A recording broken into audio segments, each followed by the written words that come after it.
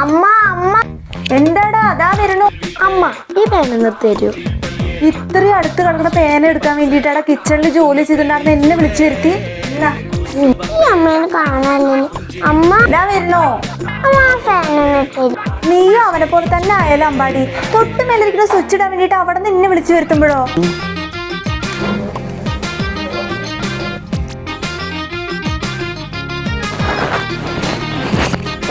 അയ്യോ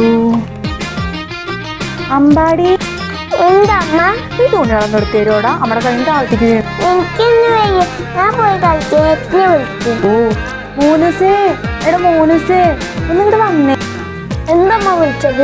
ഈ ഡ്രസ്സുകളൊന്നും എടുത്തു തരും. അമ്മ എടുത്തിട്ട് വരുമ്പോ ഈ താഴെ വീഴും. എനിക്കൊന്ന് വയ്യ, എനിക്ക് കുറെ പഠിക്കാനുണ്ട്.